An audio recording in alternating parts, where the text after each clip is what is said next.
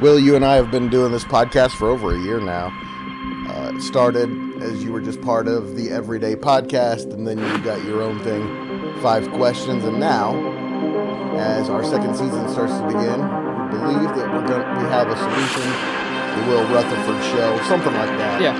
Starting in August. So today we're going to do things a little differently, but it's pretty much the same thing. Yeah. We're going to have topics. We're going to talk about the national sports landscape on this podcast number 328.3, what we will temporarily call the Will Rutherford Show.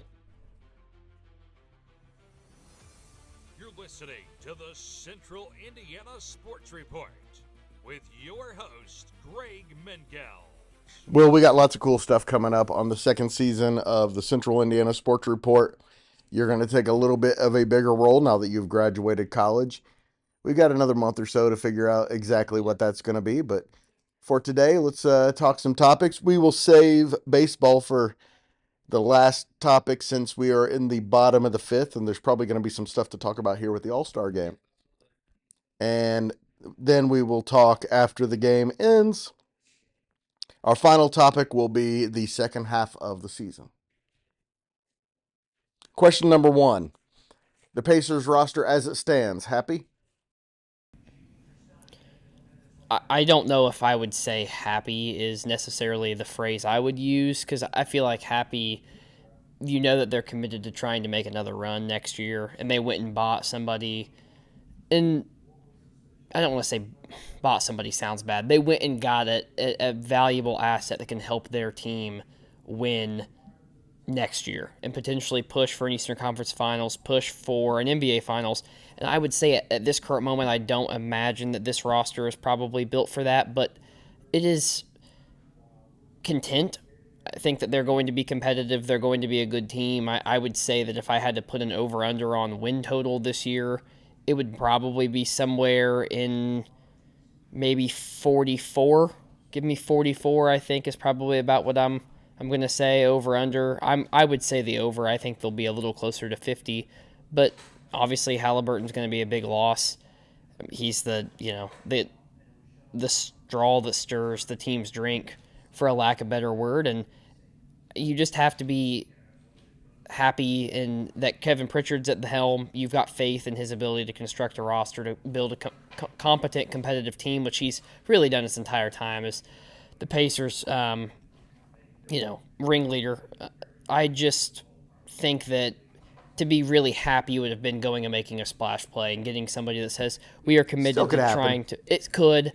It's not uber likely, but it could. You obviously after summer league wraps up, that's another time for teams to reassess kind of where they're at and where they want to be. So I think that you have to trust the process and just know that, not this year, but the year after, they're going to be competing with Tyrese, hopefully healthy again, to try to win a finals. That's now, I think, the baseline of that this team is judged.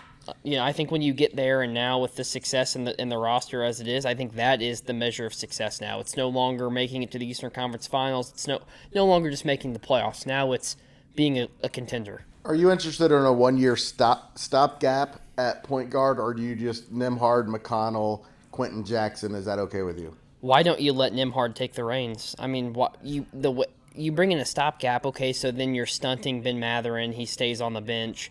You bring Nembhard in, Mathurin probably starts. Why not see what Mathurin looks like as a starter? I see no reason why you would bring in a stopgap. Is there anybody out there on the free agent market right now that you say really elevates this team to a finals Any team? interest in Damian Lillard for a one-year stopgap? Is he going to be healthy?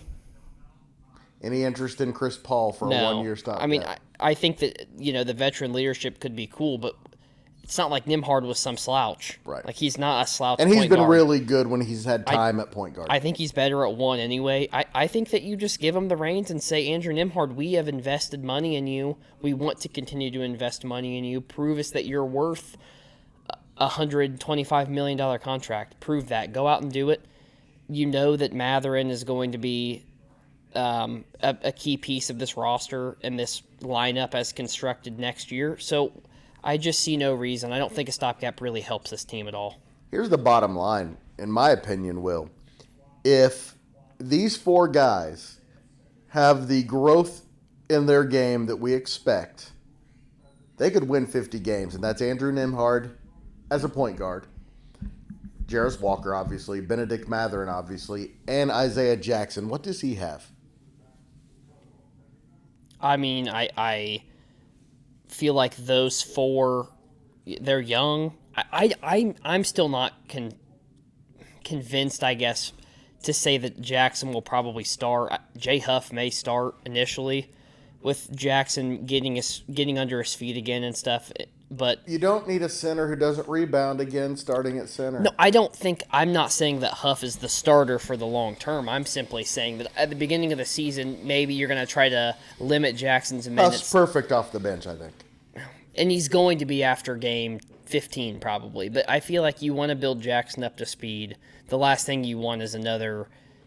Can you imagine the lobs that are going to come from Nimhard with the lob passer that he is as a point guard? Oh, I think that it's going to be Jackson and Walker and Obi Toppin and Benedict Matherin, and this is pretty crazy. Neesmith, pretty crazy athletic team. They are very springy, very jumpy, very explosive, I think, for the most part, which I do feel like is going to be something that is going to change a little bit, because I wouldn't necessarily say that Tyrese and Turner might be the two worst athletes in Siakam. Not that they're bad athletes, but that's how good the rest of the roster is athletically. I think there's obviously different forms of athleticism that's been known for forever. I mean, Tyrese is just a different type of athlete than Obi Toppin is, but you really wouldn't want Obi Toppin running Tyrese's explosiveness. I mean, I've said that Obi Toppin should be the tight end for the Colts. You throw a lob up to him in the end zone, there's nobody but Obi Toppin bringing it down. But I do think that, Jackson, Matherin, Neesmith, Walker, Johnny Furphy, those are all guys that can play above the rim. Johnny Furphy eventually. I think this summer has shown us that he's not quite ready for the rotation. But eventually, Johnny Furphy is going to be a player, man. He can play above the rim, and you've seen that with that poster, which was just absolute. And he had two of them yesterday. Ludicrous. Two of them. It's just, he's clearly a plus athlete. Andrew Abbott just 1, 2, 3 inning.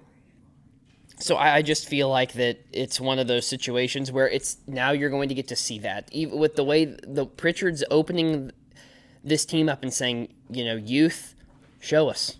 Show us why you deserve an extension. Show us why you deserve to be a major player on this team come 2026, 2027, which realistically is when you assume that this team is going to be ready to compete again for the finals.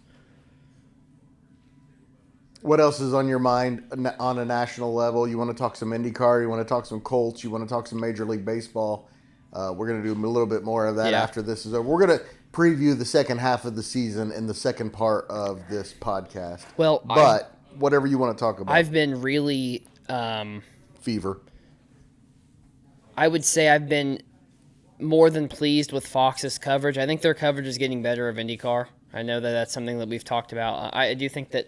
the short track Saturday and Sunday, it delivered. It was exciting. It was not supposed to, and it did. No. The passing there is way, way down. But that didn't stop the drama, did it? It didn't. I don't think at all. You feel for Connor Daly. He really ran two good races and just kind of... And Joseph Newgarden. I know. It's just... That guy can't catch a break, to be completely honest. I know that, there's not a ton of Team Penske lovers out there anymore, but boy. On Sunday, I've been watching this sport for 45 years. I've never seen a guy get stuck out on a yellow twice after going through the field. I understand him being a little upset after that one. You go through, what was that, race 11? Yes, 12. 12. You go through 12 races in the what if of Joseph Newgarden. We're talking about somebody that's top 5 in standings if just a few things go different. IndyCar is a first-class operation, and it's, like I said, I think it's good that Fox is delivering on their promise to show that and provide good coverage, which it really was lacking there for the better part of the entire season. And this weekend was Phenomenal. I thought it was really good. Going back to the ABC years, they never went back in the pack and showed the most important fights in the. There wasn't a second that there wasn't a good battle on the screen, even though it was a hard place to pass. Yep. Phenomenal job by Fox. And I think that you're excited. I mean, I feel like Palou at this point's all but locked up. This will be third in a row, fourth in 5 years. He's locked it up. It's just he's been He's outrageous. locked up the Hall of Fame, man. Oh, without question. I mean, I don't know. I feel like it's almost getting to the point where he's so dominant where you almost feel like, is he going to want to go to F1 just for the challenge? Just to challenge himself again? Because I just don't. But look, man, he's being challenged every weekend. It's not like these are easy wins, Will. I agree with that to an extent, but it just in F1, feels like it's even less of a challenge if you're one of the best teams. it really just feels to me like if he is there at the end and has any chance of winning, if he's in the top 5 with 20 laps to go, he's winning. He's just winning the race. I've been yet to been except for 2 races ago. Well, okay, yeah. I mean, we saw he him make gave 2 it up. mistakes in one race. Yeah, I mean, he gave it up, but that was kind of a one-off. Really, any other time that he's 7 for 8 and shutting races down. This is where the best competition is, Will. Yep, I agree with that. You just hope that. Does he say, you know what, maybe I want to try to go race in NASCAR? I doubt it. I don't think that because... I honestly think he's very happy where he is. I'm glad. He's a good ambassador for... He brings the European and international crowd, plus he speaks really good English and is able to connect with the American crowd. He's a Pacers fan. He's really gotten involved. Yep. He's also won the 500 now, which only adds to his... There's always been this consternation over foreign drivers. Americans don't connect with him. But then Tony Kanaan came in and disproved that. And now Elio came in and disproved that. And now you got guys like Palou and Pato, and they connect just as well with the fans as any American driver.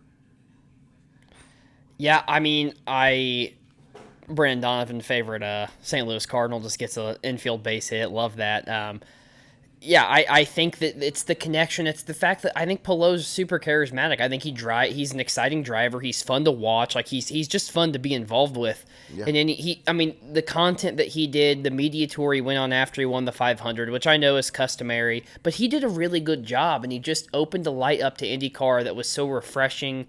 Was excited to be a 500 champion. He swept Indy. He swept the month of May. I just feel like that he is at this point where it's kind of the king in his court and the rest of the series is his court. And I don't really know if there's anybody there that can say, hey, I'm actually going to challenge him week in and week out. I mean, you're going into next season. Can you really confidently say that anybody is going to even give him a shot of a run for a championship? I can't say that. I mean, he's going to be the heavy betting favorite even going into next year, the year after, as long as he's on this series. I mean, you're talking about somebody, how old is he? Late 20s. I mean, you're talking about somebody, if he drives till he's 40, 8 series. Like Mario Andretti and AJ Foyt and Scott Dixon, it's not unusual. Does not feel outrageous. No. It doesn't feel crazy to think and talk about. I just think that he's just on the cusp. Especially now that he's competent at ovals. Yep. And he has. I think that he's really come to his own on the ovals. That was obviously an area of concern and an area where, Chip Ganassi definitely said, hey, we need to improve him on these ovals. We need to, 1, have better strategy for him, give him a better car, and 2, just give him a better opportunity to, in the offseason, train and work on those oval runs. And I think that this year he's coming, obviously, at the, we knew he had the talent to do it. You knew he had the talent, and you knew that he had the aptitude to be able to adapt and change. It was a matter of time. He's won, this is going to be his 4th series win. So he's obviously at, a top of the top. But just seeing how proficient he has been has definitely been something where it's like, okay, we expected him to be good. Did we expect him to be this good, this quick on ovals? Who was that who homered, Will? Pete Alonso. National League up 5-0. We'd love to see that. As long as it's not a Cub. Well, I'm not a huge Pete Alonso fan. No, still. Still. myself, but Brennan Donovan with a base hit and a run scored in the All-Star Game is a good representation for the Cardinals. So, Andrew Abbott, perfect yep. 1-2-3 inning for Yes. the Reds, and of course we'll get Ellie De La Cruz here at some point. Man, it's got to suck being the one guy that just gets shelled at the All-Star Game. That's got to suck. It does. I mean, like, you get to go to the All-Star Game and, Yeah. you... It's too bad for that guy, but at least he got to go to an All-Star game. By the way, how many games are the Reds going to win the Central by? We keep saying this. It's the Brewers are winning. I listened to Sure looks that Paul way. and Cody and your podcast and stuff, and I mean, I'm a little disappointed that you didn't say, well, Will Retherford has said the Brewers were going to win. I should have. The NL Central. I should have said, the as entire Will year. said. They were just going to be here. It's like Michael Myers stalking its prey. It's kind of, if you've watched I said it was like a zombie. the recent Halloween movies that have come out, and where he's just walking, Jason, yeah. just walking them down, and that's what's going to happen. The Cubs will sputter. The Brewers will take the lead of the division. They won't give it up, because that's just what the Brewers do, whether anybody in the NL Central likes it. So, the Reds. You were talking about how good they were playing there for a while, but they've come back down to earth a little bit. We'll be right back, and we'll talk NFL for the first time Yes. in a long time. Coming up, Will and I are going to talk a little NFL. Then we got some fever coming up, and we recorded this as we were watching the Major League All-Star Game, and we have some opinions on how the All-Star Game concluded, and we look ahead to the second half of the season. All coming up on the Will Rutherford Show on the Central Indiana Sports Report. We'll have a regular day and time for you for the Will Rutherford Show, or whatever we decide to call it, in the next few weeks. So we're actually going to start talking a little bit about a sport that felt like for the better first half of Central Indiana Sports Report's opening season was basically the only thing we talked about. That's right. That's NFL. That's right. It finally starts to feel like there's actually an NFL game this month at July 31st, the Hall of Fame game. Wow. Yes. So Like 2 weeks. Yes, only a few weeks away that we have NFL football, and it feels good that fantasy football is going to start again. Ellie De La Cruz at the plate, so we're going to take just a quick break and He swung too hard, Yep. like he always. But sorry for that brief interruption. But with that being said, I mean, I feel like it's so invigorating and exciting. Fantasy football getting started again, obviously that's got to make everyone happy. Just the fact that it feels like the NFL has capitalized so much on this massive jump in viewership and publicity that the league has. It just feels like that this is going to be the biggest NFL season yet, and I'm so glad that we're on the cusp of it.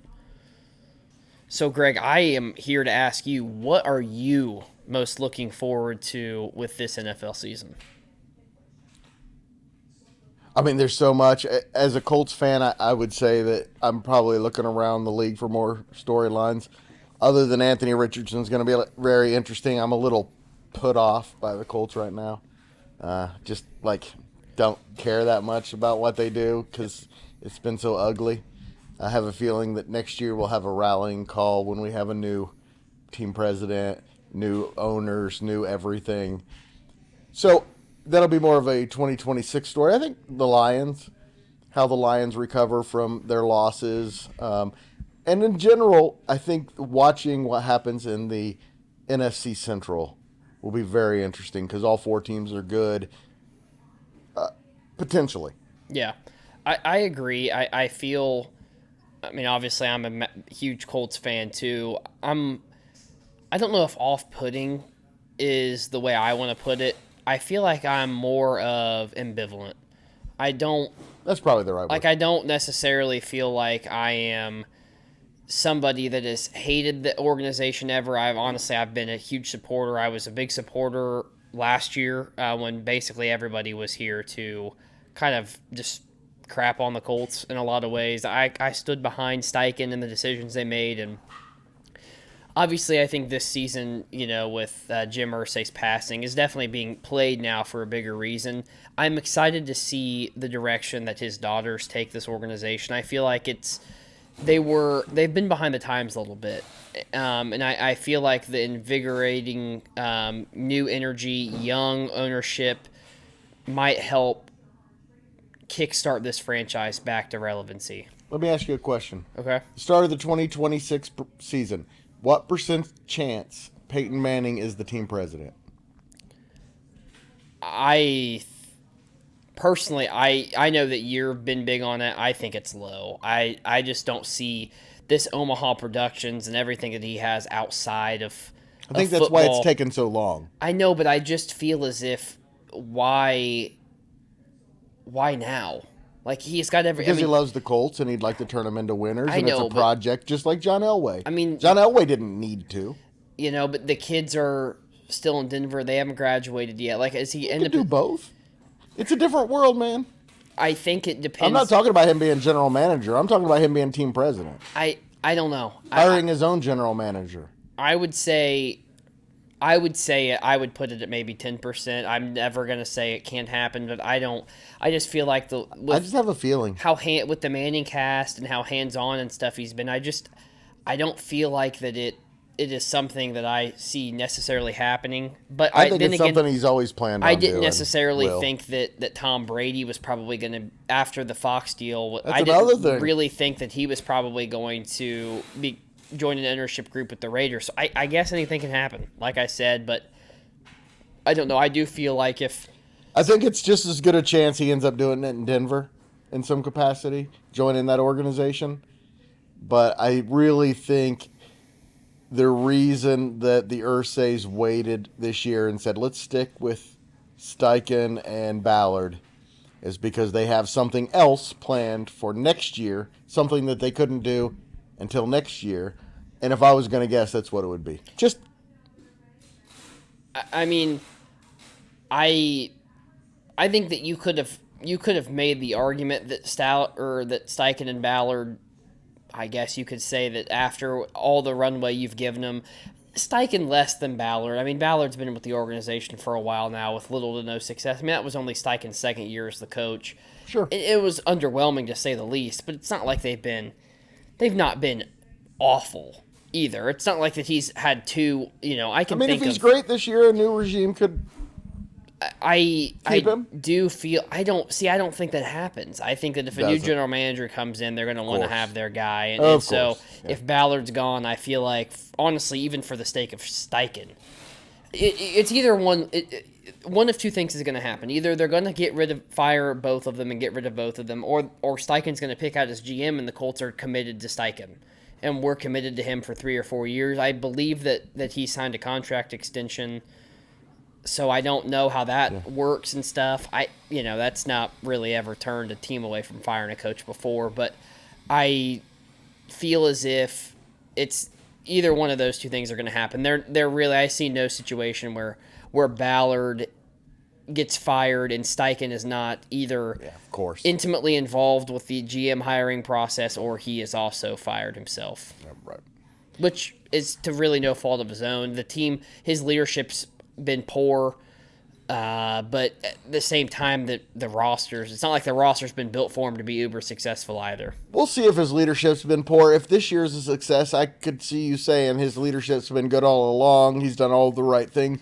He's pushed all the right buttons, but that means he'd have to have a really good season. Yeah, I mean, and I as I've said, the easiest the South was going to be to win was last year.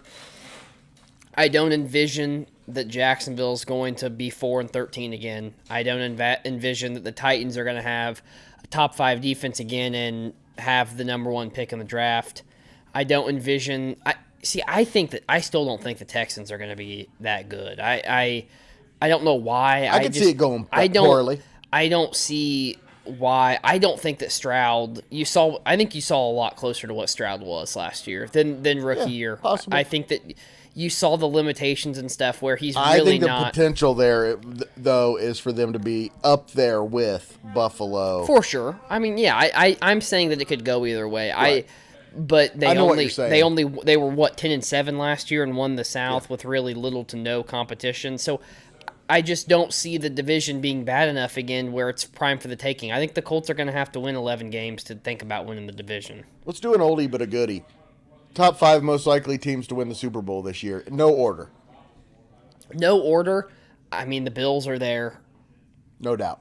I feel like the Eagles, they're the reigning defending, doubt. although I feel like that they are, as I've been a big proponent of since like last November, they're one really bad situation away from explosion. Implosion and everybody's fired. Explosion. And, they're tearing it down. And, I agree 100% with you on that. We've been talking about that since last year. We really have.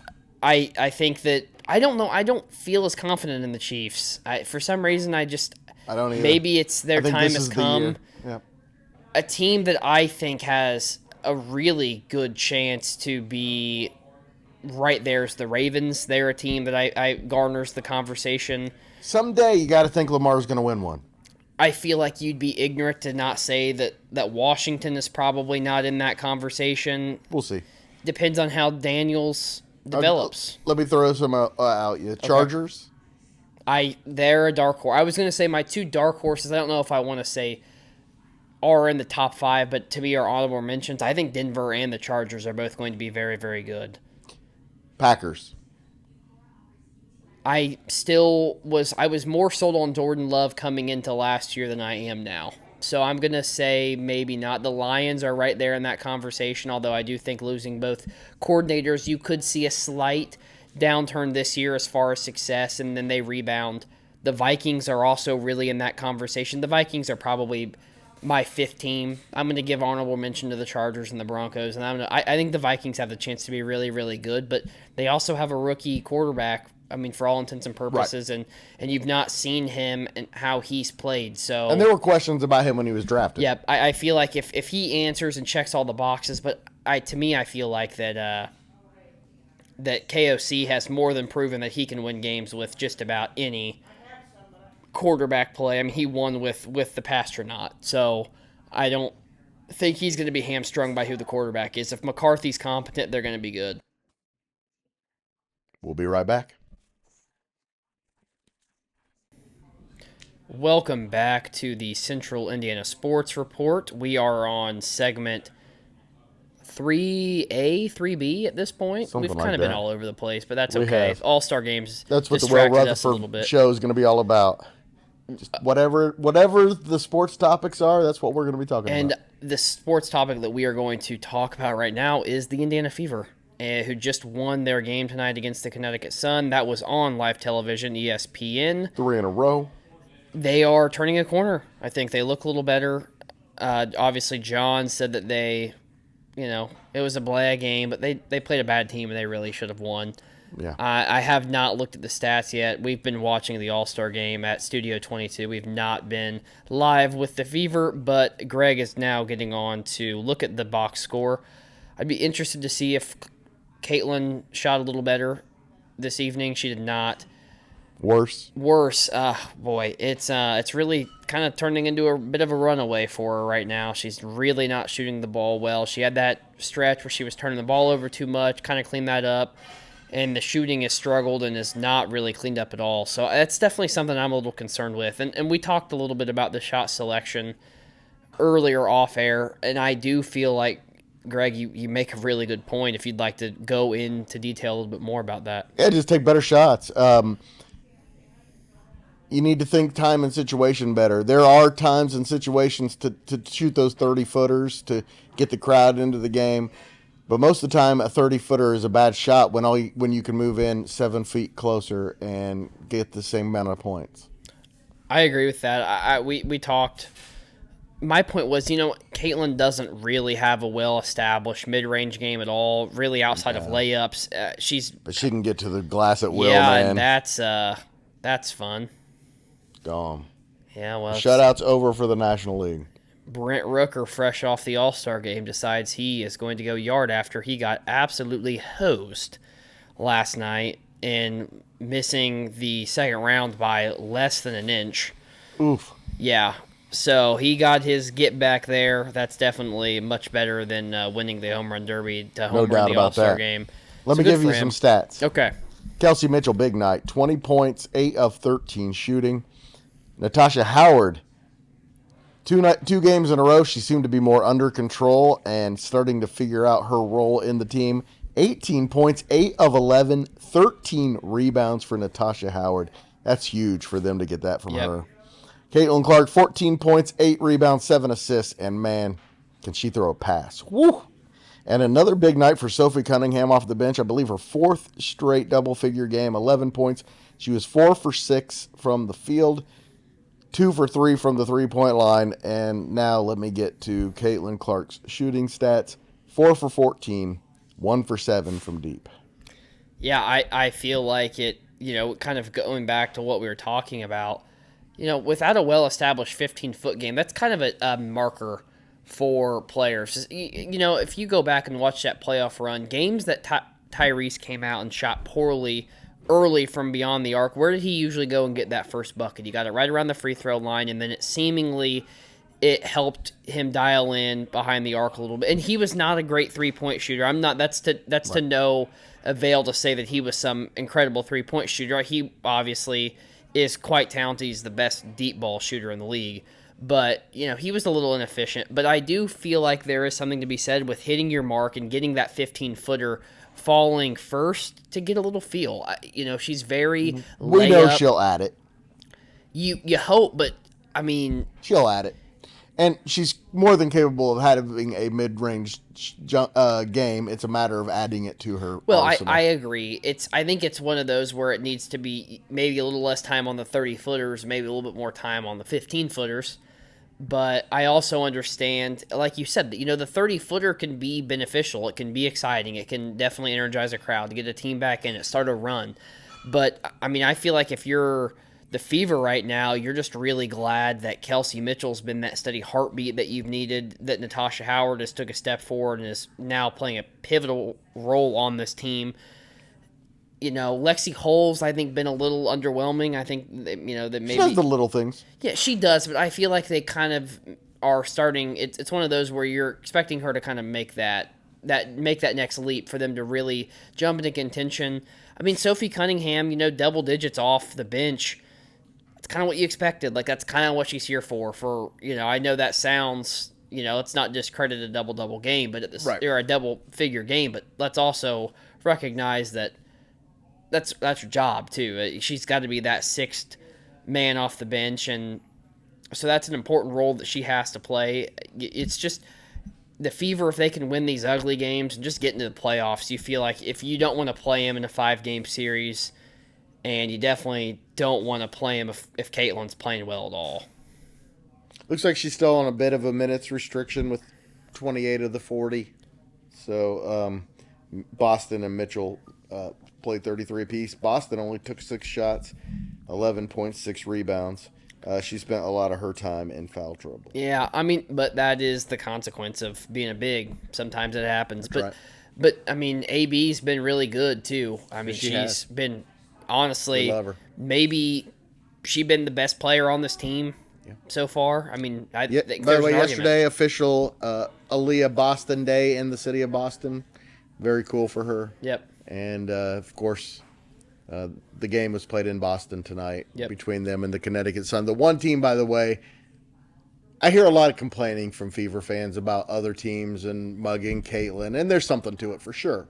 No doubt about it. And that the officiating has been... No doubt about it. But the one team that's been, to me, just dirty was the Sun. So I'm glad they beat them. Yeah, I mean, obviously that was her welcome to the WNBA game. I mean, they played the Sun in a team that was really expected to be awesome last year, and they were. And they kind of, took it to her. And I feel like that was definitely one of those where, the Sun, we beat the Fever, we beat Caitlin Clark. So now we get the freedom to kind of talk shit and say whatever we want. I do feel like the conversation around Caitlin has to change, not only for her sake, but for the league's sake in general. The volatility that the league has right now surrounding Angel Reese and Caitlin Clark has to change. That you cannot have your faces of the league, even if you don't want them to be, even if you don't want Angel Reese to be the face of the WNBA, like it or not, she's a part of the story. Like, yes, she's a major player and part of the story. Love it. And there always has to be a villain arc with anyone. And I know who is the villain. I don't know that we can really come to grips with. Depends on who you like. Yeah, I can see it from both sides. I like Angel. I think you absolutely can too. I feel just the social media surrounding the conversation and Yeah. stuff, it's getting to a point where it's just not healthy. It's a toxic environment. You know, you've got other professional. Look, she's a young player, and the veterans are giving her a hard time. That's what I see most of the time. Now, Connecticut was different. They poked her in the eye. They shoved her to the ground. It was a little different.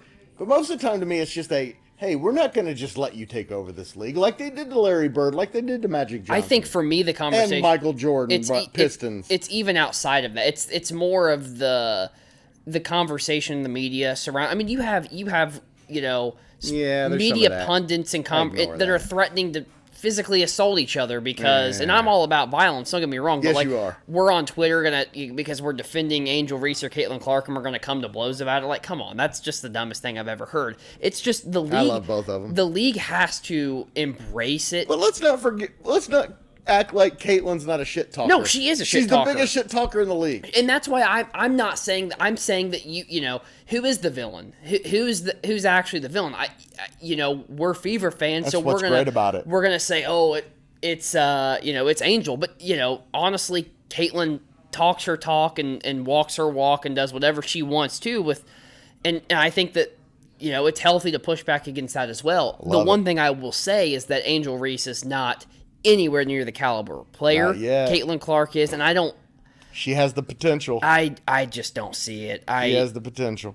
I think it's she's just never going to be polished enough for it to look pretty. I know that she's gonna be a great rebounder. She'll figure it out. She's gonna be a force in the paint, but she's just never gonna be polished enough as a ball handler and as a shooter to ever make it look good. It will never be visually aesthetic. I think if she figures out that she shouldn't be a ball handler and a shooter, then she'll be better off. Yeah, but then it's just always going to be. It's just going to be a different conversation because they're just going to play two entirely different positions. She should be Tim Duncan. Now, come on. Now let's But she should aim to be a Tim Duncan type player. I mean, somebody who hits everything inside of 15 feet. Yeah, I mean, I agree with that. I mean, obviously, if you had to pick a guy to base how you wanted bigs to play in basketball. Always, I think that Tim Duncan would probably be the film that you would want them to watch. And I think she has those kinds of skills. Potentially. I think it just comes down to whether she can. I think that she plays into the conversation probably a little bit more than Caitlin does. Yes, she does. I definitely think that she plays into. I like it.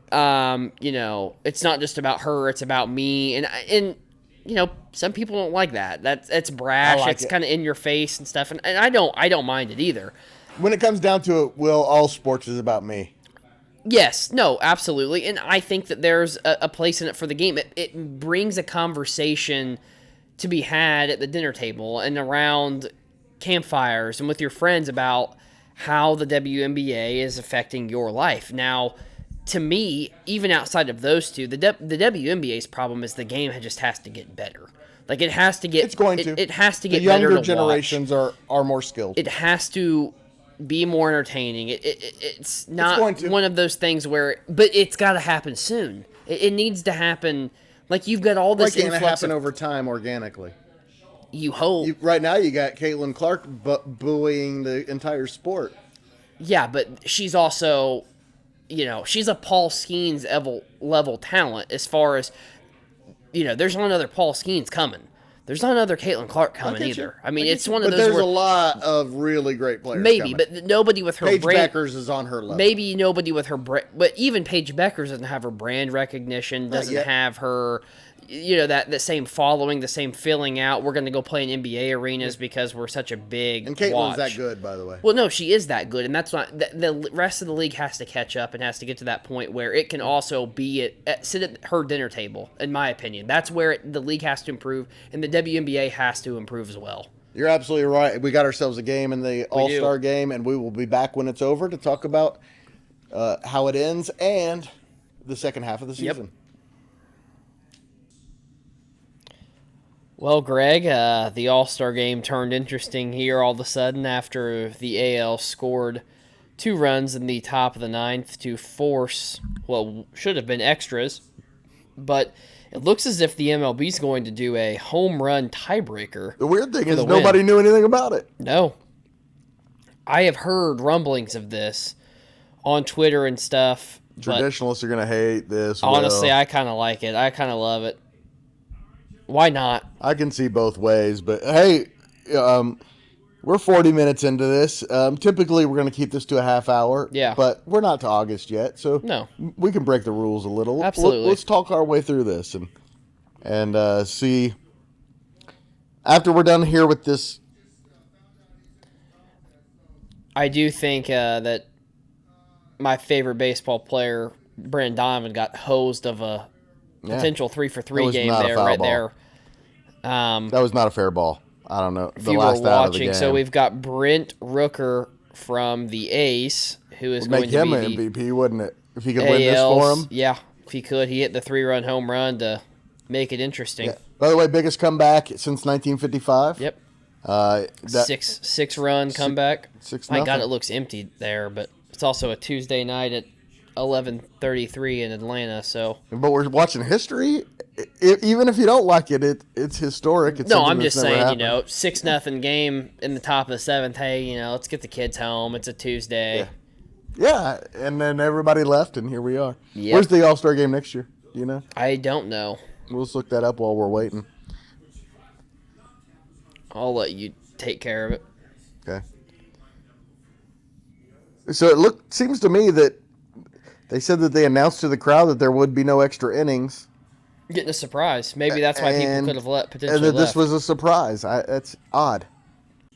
Well, Greg, while we are getting ready to start this swing off for the All-Star Game win, we'll give a quick recap just in case somebody was not watching this evening and they're going to catch up with it tomorrow morning. So it started off, the NL scored 2 runs in the top of the first on a Ketel Marte 2-run double. And then later in the game, I believe it was the 5th inning, Pete Alonso hit a 3-run home run. Corbin Carroll followed up later in the inning with another home run. I believe it was the first time in a while that there were 2 home runs in the same inning by the same team. National League. It was all National League. And then following that, the AL got things started with the Brent Rooker 3-run home run, I believe in the 7th inning.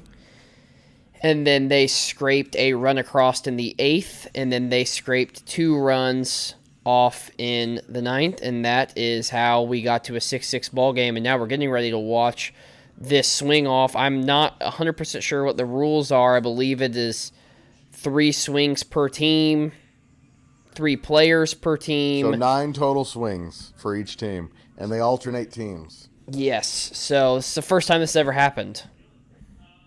I like it. Let's see what happens. Yeah, you're right. Extra innings in an All-Star game. It's But this might not be the best solution, but at least it's kind of a solution. if this was a Saturday, sure, whatever. But it's not. It's a Tuesday at 11:42. People don't want to be. Give the lineup here. So we've got Rooker leading off for the AL here, and then Stowers from the Marlins will be his Of course, Rooker's counterpart the ace. for the National League. You'll have Randy Arozarena from the Mariners, the second AL batter, followed up by Kyle Schwarber as the second NL batter. Brent Rooker's going to hit one here. That's going to fly. And then to follow that up, you'll have Jonathan Aranda, who is from the Rays. He is the third and final batter for the American League. And then Pete Alonso will follow it up and finish it off as the 6th hitter. And Brent Rooker just rips into another one. 2-0 American League. Yep. On just 3 swings. That's Feels like an advantage there. Yeah. Although Schwarbaum is not somebody to be played with. He might go 3 for 3. Yep. Alonso too. As you mentioned, Alonso hit one earlier tonight. Yeah, Rooker, just pure compact swing. Puts them both into left center field. Now we're going to have Stowers will step up to the plate he's the representative for the Marlins. He was already a reserve. Coming into the game, the batters didn't even know this was a thing. Kyle Stowers, 293 average with 19 home runs. Marlon's been playing better. Yep, and he's been a big reason as to why. He had a 3-home run game earlier, right before the All-Star break. He got a lot of pop in his bat, and that the chop house over there in right field probably looks rather inviting to him right now. We'll see. He gets 3 swings here. Watches ball 1. It wasn't ball 1. It was right down the middle.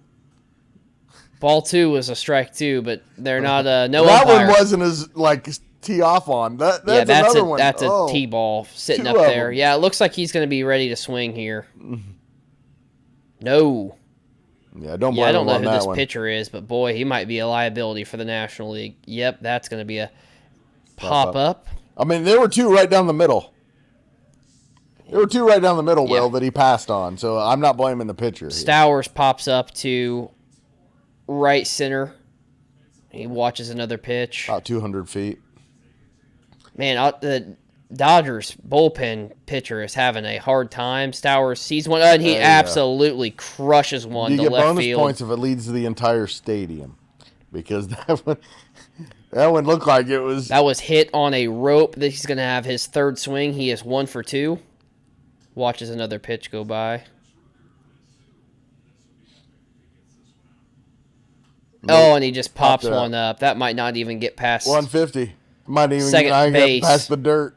They didn't show it, but well, the National League answers with 1 home run, so it's 2-1 AL.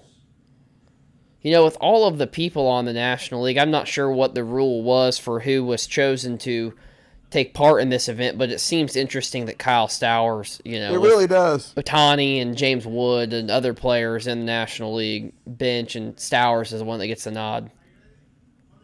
I would put a Rosa Rain out there, though. I would as well, and you're going to get to see him. He's going to be the AL's 2nd representative after Brent Rooker hit 2 home runs. Kyle Stowers then answered with 1, so it's 2-1 Why not Aaron American Judge? League.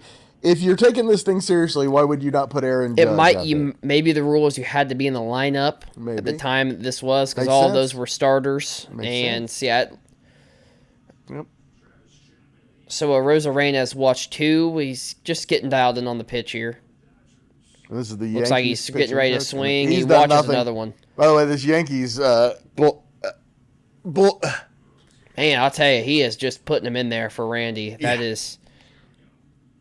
Oh, and he just rips one down the left field line. That's not going to be a home run, though. That would be a standing.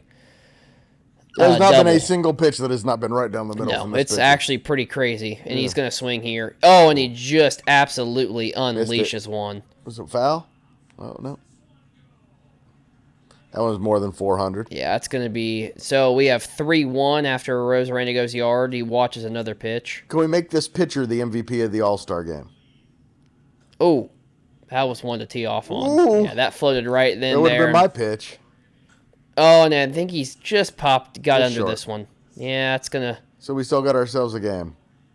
Okay, so we have Kyle Schwarber, who has been a NL home run season leader before in his career. One of our favorites, IU guy. So after the first half of round 2, we are now halfway at the competition mark. Schwarber will be the 2nd National League representative, and he's going to get a chance here to potentially tie it up with 2 home runs and make round 3 a shootout. They seem to be having fun with it. Wait, Schwarber was not a starter. Schwarber was not a starter. No, Correct. He came in after. Kyle Schwarber has hit the 2nd most home runs since 2017. Little interesting that Matt Olson is not involved in this, or Eugenio Suarez. Good point. Or Ellie De La Cruz. Although I probably wouldn't put him out there in this situation. No. Nope. Tarek Skubal is he wearing... might hit 3 of them 500 feet, but... Tarek Skubal is currently in street clothes on the side. Well, yeah, let's Of the point out dugout. that he gave up 2 runs. 2 runs, yeah. Before the first out was Yep. recorded. So Kyle Schwarber watches. This Dodgers, God, he is a liability. This Ebel Comparatively 91. so. That was a a good one. pitch. Yeah, that was a good pitch. Comparatively, that Yankees guy, I think only 1 pitch was out of the strike Yep. zone. Oh, Schwarber just... Oh, it gets over. Just a wall line drive. scraper line drive to center field on his first swing. That's huge. Nope. He watches another ball. So it is now AL3, NL2. Schwarber oh my. How far is that going to go? My Lord. And we are now tied at 3. Schwarber has gone to yard. One of our favorites. In his first 2 swings, and that was just a bad pitch. That was in the right-handed hitter's box. Oh, Schwarber watched a good, and he knows he did too. He's shaking his head there. He knew he saw a good one go right by him. Ready for his third swing. Yep, and that is absolutely pancaked to left field. The chop house just got another tomahawk sent its way. Kyle Schwarber goes 3 home runs and 3 swings. We now have a National League 4-3 lead going into the third and final round. May not even need Pete Alonso. So I'm surprised so far everybody's hit at least one. Yep. Yeah, and it is just electric over there on the National League I know dugout. These are pros and that they hit home runs in batting practice all the time, but just 3 pitches. That's not easy, man. You know, here's what I'm going to say. To any baseball purist that has an issue with this event right now, that is the most excited I have seen a bunch of professional baseball players in an awful long time. Those were 3 really hard hit balls. Just walloped that one to the chop house. Maybe the hardest one he hit was the one that barely got over. I think so, and it looked like it may have gotten off the end of the bat, and he gets a hero's reception over there on the NL dugout. Jonathan Aranda from the Tampa Bay Rays, who is a .220 career hitter from 2 years of his MLB career, and all of a sudden is now batting .310 and is an all-star representative for the Rays. Let's see what he has here. Left-handed hitter. By the way, a story that happens a lot. A lot of times those guys who have this one year, it never happens again. Sometimes it's the beginning of something beautiful. Absolutely. Got a nice headband. His hair up in a... Beautiful head of hair. Yep. Watches out. Well, this Yankees pitcher's dialed in. I don't know if Aranda's told him where he wants him, but boy, he is just finding the spot. The chop house needs to look out. He might as well put it on a tee. So he watched 2 go by. He's getting ready for his third ball. He watches another one. All these. You might as well set him up there on a tee. Yet to take his first swing. He's getting ready, though. Here it comes. Yep, that's... Close. Fly ball, but that's going to land just short. That's not even more close. than just short. That ball went about 350 feet. That would have been a routine fly ball for any MLB center fielder. Or Little League. Oof. He's getting ready for swing 2. He watched a good one go right by him. Here he is. Yep, that one's going to be gone, though, I believe. Oh, no, the big brick wall in left field makes it just short. We are 1 out away from a National League win in a historic fashion. My God, you just want to see him get one here, though, just to put a little pressure on Alonso and just make it worth the while. He watches another pitch go right by. If they can't win with this guy throwing it, oh my goodness. Yeah, that was in a breadbasket for him. Oh. It's like a mouse watching a cheese-filled trap right there. He's just waiting to fall. Yeah, and he pops up, and it's going to be a National League win. That is just an absolute shame. I think the right team won, though. The right team won, but it's a shame that the National League did. It just would have made for electricity. Yeah. You know, it was Alonso would have hit one. How cool that was. Made it a little underwhelming for the finish because that was really exciting. That was cool to watch, and I'm glad that it is apparently now the new tiebreaker for the All-Star Game. Will, 5 minutes. Let's talk a little second half of the season. Your thoughts on who we're going to see in October? Well, I feel like the American League, it's essentially, at this point, 7 teams kind of fighting for 6 spots. So, I mean, I don't know. The Red Sox have made a run here, but, you know, the Blue Jays have taken control of the AL East, which 2 months ago you would have said is crazy, but they figured it out, and I feel as if that, you know, you're really kind of looking at the Mariners. I think the Astros will end up winning the West. I think it's going to become a Red Sox Mariners who's going to fight for that third AL wild card. The National League's so up in the air. The National League's deeper. It's a really tough just league to be in right now. I mean, you've got 10 teams that really are all well above 500 and all are vying for that third wild card spot. I mean, you've got the Brewers, the Cubs, the Dodgers, the Padres, the Phillies, the Mets. I mean, right there, you got 6 teams right there. I think the Diamondbacks will be sellers. The Cardinals, the Reds are hovering. So, I mean, you've got 10 teams kind of fighting the Giants. You've got 10 teams fighting for 6 spots, and I think that's going to make it exciting down the end. It's going to come down, I think, a lot to strength of schedule, who plays weaker opponents down the stretch, who has to play tougher opponents. But at this point, I feel that it's really anyone's ball game in the NL, and in the AL, I think we kind of have an idea of who we're looking at. I mean, really outside of the AL East, which I believe is now the division that has the most total wins of any division in baseball. The NL Central is close behind. The only division with just really no gimmies. Even the Orioles are not a gimme. No, they're not anymore. They're definitely turning a corner. It just comes down to, can pitching stay healthy, and who buys at the deadline. I think that's a huge part of the MLB game.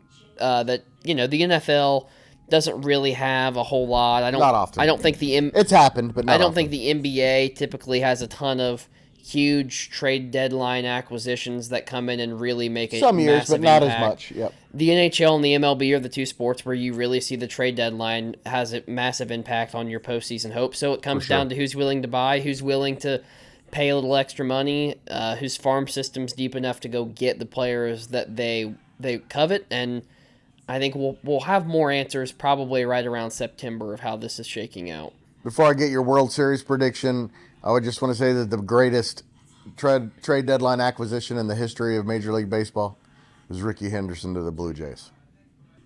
Will, your World Series prediction? Still Phillies? I don't know. I still feel like they have.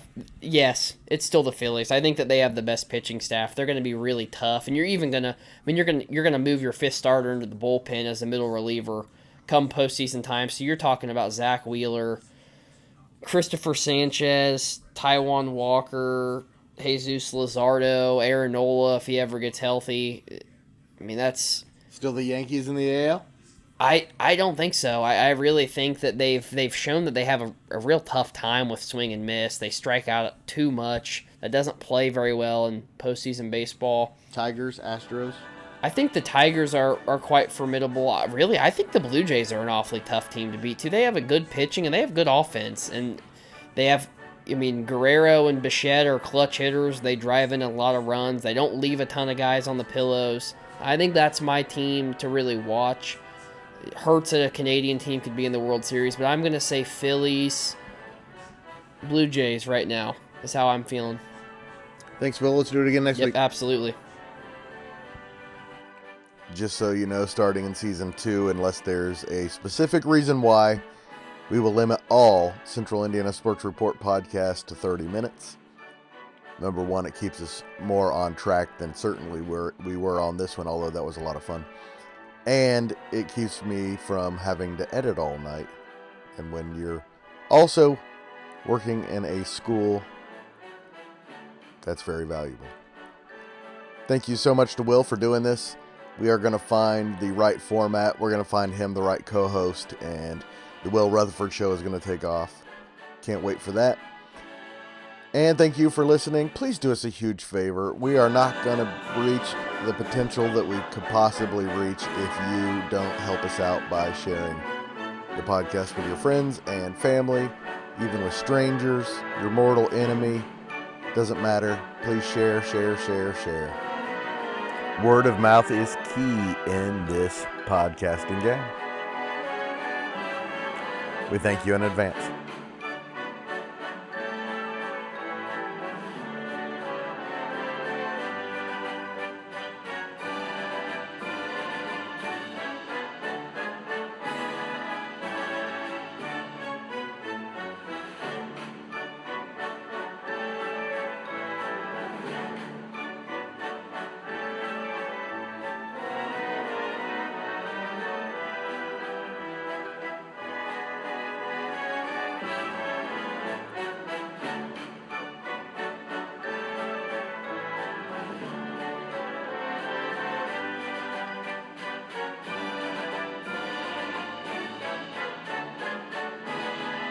The Central Indiana Sports Report is a product of ITG Media, and I love Susie.